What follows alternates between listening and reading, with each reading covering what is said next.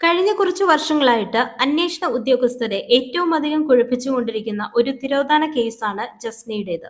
നാളിതുവരെ ഒരു തുമ്പ് പോലും ജസ്നയെ കുറിച്ച് ആർക്കും കണ്ടെത്താനായില്ല എന്നുള്ളതാണ്. ഇതിനിടയിൽ ജസ്നയെ നേരിൽ കണ്ടു എന്ന വാദവുമായി പലരും എത്തിയിരുന്നു. എന്നാൽ അതിനൊന്നും കൃത്യമായ തെളിവ് കൊടുക്കാൻ ആർക്കും തന്നെ കഴിഞ്ഞില്ല എന്നുള്ളതാണ്.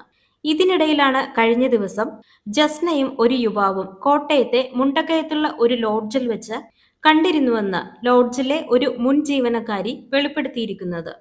ഇപ്പോഴിതാ ഇതിനെക്കുറിച്ച് വിശദമായ ഒരു അന്വേഷണം നടത്താൻ CBI തീരുമാനിച്ചിരിക്കുന്നു. മുണ്ടക്കയം സ്വദേശിനിയുടെ വെളിപ്പെടുത്തലും ജസ്നയുടെ തിരോധാനവും തമ്മിലുള്ള ബന്ധമാണ് CBI അന്വേഷിക്കുന്നത്.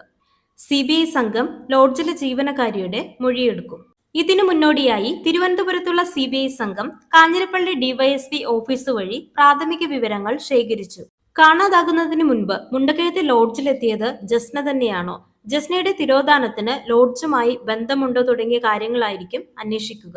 കൂടാതെ ലോഡ്ജിനെ പറ്റി നേരത്തെ അന്വേഷണം നടത്തിയ ക്രൈംബ്രാഞ്ച് ഉദ്യോഗസ്ഥരിൽ നിന്നും വിവരങ്ങൾ ശേഖരിക്കും. കാണാതായ ജസ്നയുടെ ദൃശ്യങ്ങൾ അവസാനമായി പതിഞ്ഞത് ഇതേ ലോഡ്ജിന് സമീപത്തെ തുണിക്കടയുടെ CCTV ക്യാമറയിലായിരുന്നു. അതുകൊണ്ട് തന്നെ ഈ ലോഡ്ജിലെ മുൻ ജീവനക്കാരിയുടെ മൊഴി ഈ കേസിൽ നിർണായകമായേക്കാം. യുവതിയുടെ വെളിപ്പെടുത്തൽ ഇപ്രകാരമാണ്: പത്രത്തിൽ പടം വന്നതുകൊണ്ടാണ് ജസ്നയെ തിരിച്ചറിഞ്ഞത്. പെൺകൊച്ചിന്റെ രൂപം മെലിഞ്ഞതാണ്, വെളുത്തതാണ്, എന്നേക്കാൾ മുടിയുണ്ട്. റോസ് കളറുള്ള ചുരിദാറായിരുന്നു. ഞാൻ ഇപ്പോഴും ഓർക്കുന്നു. എന്നോട് പറഞ്ഞു എവിടെയോ ടെസ്റ്റ് എഴുതാൻ പോവുകയാണെന്ന്. കൂട്ടുകാരൻ വരാനുണ്ട്, അതിനാണ് ഇവിടെ നിൽക്കുന്നതെന്നും പറഞ്ഞു. രാവിലെ 11:30 കാണുന്നത്. പയ്യൻ വന്നു, മുറിയെടുത്തു. രണ്ടുപേരും 4 മണി കഴിഞ്ഞാണ് ഇറങ്ങി പോകുന്നത്. പയ്യനെ ഞാൻ കണ്ടു. വെളുത്തു മെലിഞ്ഞ പയ്യനാണ്. 102 നമ്പർ മുറിയാണ് എടുത്തിരുന്നത്. ഒറ്റ തവണയെ കണ്ടിട്ടുള്ളൂ.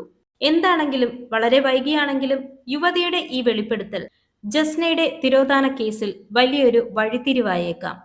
എന്തായാലും എത്രയും പെട്ടെന്ന് തന്നെ ജസ്നയെ കണ്ടെത്താൻ സാധിക്കട്ടെ.